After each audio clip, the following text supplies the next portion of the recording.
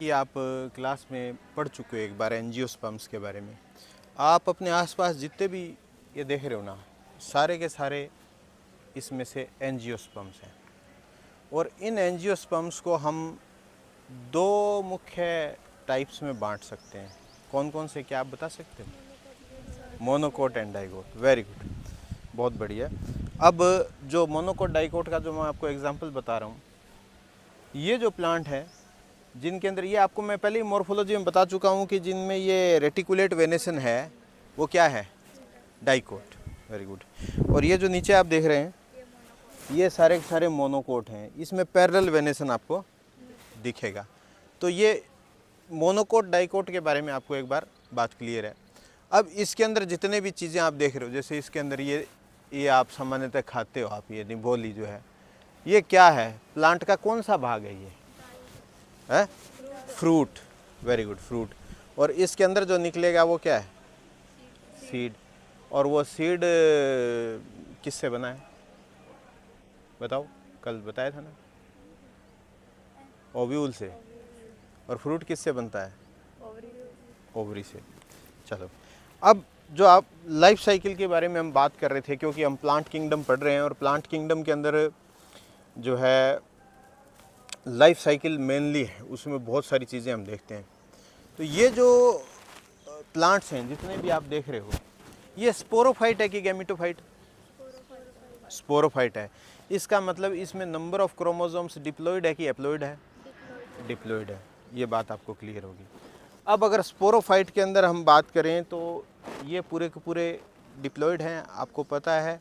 और ये अपने आप में खुद जो फोटोसिंथेसिस करते हैं, ऑटोट्रोफिक है, ये किसी के ऊपर निर्भर नहीं है। ठीक है, सनलाइट से अपना भोजन बनाते हैं और रूट्स इनसे मिनरल्स का, वाटर का एब्जॉर्प्शन करती है। और बहुत सारे टिश्यूज़ जो हैं वो इनके अंदर पाए जाते हैं, जाइलम, फ्लोएम और बहुत सारे टिश्यूज़ जिनका अलग अलग काम है। ठीक है, अब अगर हम इसके आगे गैमेटोफाइट की तरफ चलेंगे तो थोड़ा सा तुम लोगों को और बताता हूँ। आ जाओ बेटा, इधर आ जाओ।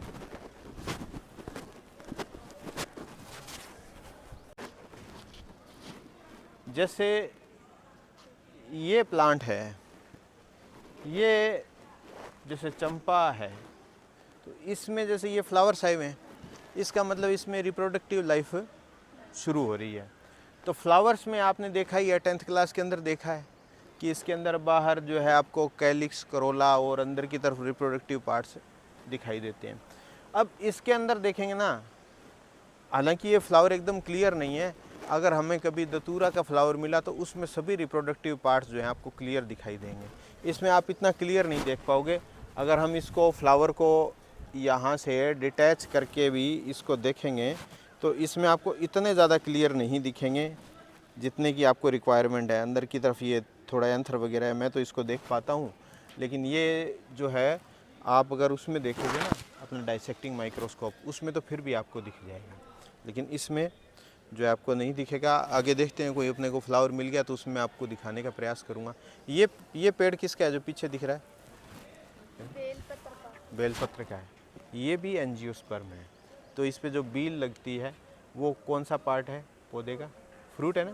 फ्रूट है। आ जाओ, ऑन ही रख लेना बेटा, आ जाओ, इधर आ जाओ सीधा। हाँ, रखना इसको सीधा।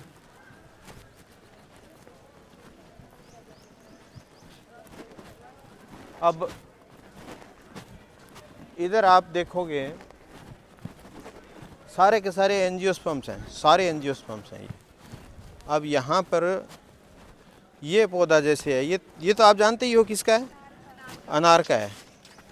ये देखो, इसमें आपको फ्लावर्स दिख रहे हैं। इधर आ जाओ बेटा, तुम लोग इधर आ जाओ। यहाँ पर आप देखोगे ये इसके अंदर क्या दिख रहे हैं आपको? ये येलो कलर के, थोड़ा सा आप जूम कर लो, इधर आ जाओ। येलो कलर वाले एंथर दिख रहे हैं। Very good. और इसमें ये क्या है? कैलिक्स। Very good. और ये करोला। Calyx, Corolla. और अंदर की तरफ अगर आप देखोगे यहाँ पर, तो ये आपको बीच के अंदर यहाँ पर आपको दिखेगा एकदम सेंटर के अंदर, वो क्या है? ओवरी। ओवरी कह दीजिए या गाइनोशियम कह दीजिए, ये वाला है ना? ठीक है ना? तो अब क्या होता है कि इसके अंदर जैसे यहाँ से एंथर से पोलन प्रोड्यूस होकर के पहुँच जाते हैं इसके ऊपर हैं, किसके ऊपर, ओवरी पर। ओवरी पर पोलन प्रोड्यूस होकर के पहुँच जाते हैं और वहाँ पर जाकर के ये फर्टिलाइजेशन का काम करते हैं। तो पोलन ग्रेन के अंदर नंबर ऑफ क्रोमोसोम कितने होते हैं? 2n नहीं होते, n होते हैं, ठीक है। और ओवरी के अंदर जो एम्ब्रियो सैक बनता है ओव्यूल के अंदर, ओवरी में ओव्यूल है और ओव्यूल में एम्ब्रियो सैक है, उसमें जो एग है वो भी क्या है, n है। तो इससे जो पोलन ग्रेन जर्मिनेट होगा उससे फिर मेल गैमीट और वहाँ एग मिल करके क्या बनाएंगे, 2n जाइगोट। और जाइगोट वहाँ पर मैच्योर होकर के एम्ब्रियो बनाएगा और एम्ब्रियो जो है, एम्ब्रियो फिर अल्टीमेटली सीड, और सीड जर्मिनेट होकर के क्या बना देगा, ऐसा। अब ये एंजियोस्पर्म का आपको पूरा क्लियर है ना। अब इसमें हमें जो सोचने वाली बात ये है कि ये सारे के सारे 2n है। अब इसमें n कंडीशन कहाँ आती है? जो ये एंथर्स आपने देखे थे, एंथर के अंदर जो स्पोरोजिनस टिश्यू है, स्पोरोजिनस टिश्यू के अंदर क्या होता है, जो 2n होता है वो मियोसिस के थ्रू किस में चेंज हो जाता है, n। और एक सेल से 4 सेल बनती है। अगर 250 सेल्स हैं स्पोरोजिनस टिश्यू की, 1000, ठीक है। लेकिन उसमें ऐसा नहीं है, फीमेल गैमेटोफाइट वाले सिस्टम में उसमें ऐसा नहीं है। उसमें क्या बनता है कि उसमें एक, जैसे एक से बनते तो 4 हैं लेकिन 3 डिजनरेट हो जाते हैं, केवल एक ही आगे जाता है। तो अगर वहाँ पर एक सेल है तो एक से एक ही जो है वो बनता है एम्ब्रियो सैक, और एम्ब्रियो सैक के अंदर एक एग बनता है, ठीक है। तो ये थोड़ा सा एंजियोस्पर्म्स का आपने बाहर से सारा सिस्टम ये देख लिया, आपको सारा समझ में आ गया।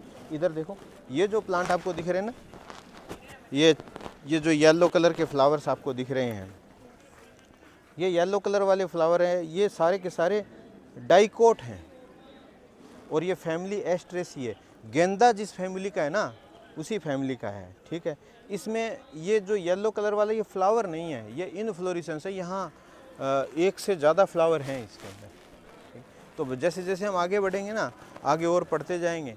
आपको अगर मुझे समय मिला तो मैं जो क्या कहते हैं इसको, दतूरा से आपको जो है वो पूरा का पूरा समझाने का प्रयास करूँगा, बढ़िया समझ में आएगा।